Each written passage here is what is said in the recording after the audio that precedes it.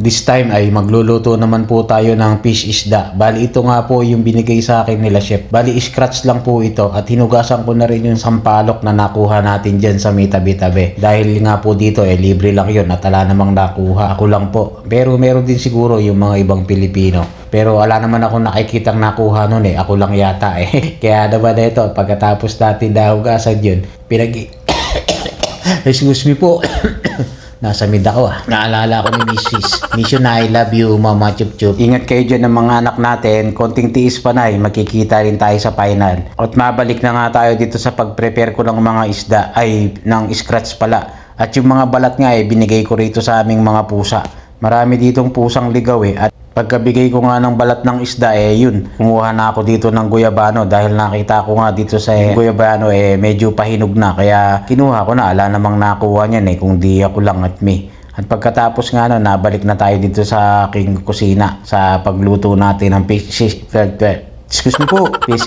Bali ikikilaw ko nga po to at yung isa naman sinigang. At habang sinisigang nga po natin yun, ito prepare na natin yung kinilaw o ceviche o ano ba ang tawag nyo dyan. Basta yun na yun, yung fresh isda na may sukat, asin at paminta. At syempre pagkalagay ko nga po ng mga yan, hininalo-halo lang natin at tinakpan ko lang yan. At lipas lang mga ilang minuto, piligan na po natin para mawala po yung una niyang katas. At ito nga pong isda na to halos karamihan puro belly. Kaya pinilian lang po natin. At yung panga naman po sinigang po natin sa may sampalok. At pagkapiga nga po na tong fish isda na to nagtimpla ulit ako ng panibagong suka, asin at paminta.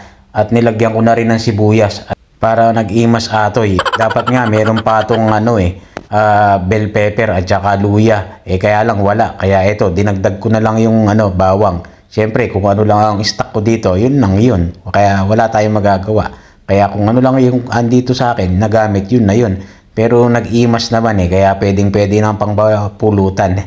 At ako lang naman ang nakain. At pakulo na nga itong sinigang ko na isda. Kaya naman ang tinikman ko, medyo natabang. Nagdagdag lang ako ng asin at paminta at konting bechin para nag-imas atoy. At nampakulo na nga ito nilalamo na tayo, kakain na pala. At ito na nga at nagsandok na tayo at nagpasalamat sa blessing na ating natanggap. At special shoutout ko lang pala itong si paring Luther De Jesus, ang classmate ko ng high school, yung malupit na chick boy, yung mabait pala na classmate ko ng high school. At si Don Pacundo, ang kasama ko sa mga basketball dyan sa Sayhat Damam. Na-miss ko na nga So yun lang, medyo nahaba na ating kwento. Love you all, Mama Chup Chup. Alright.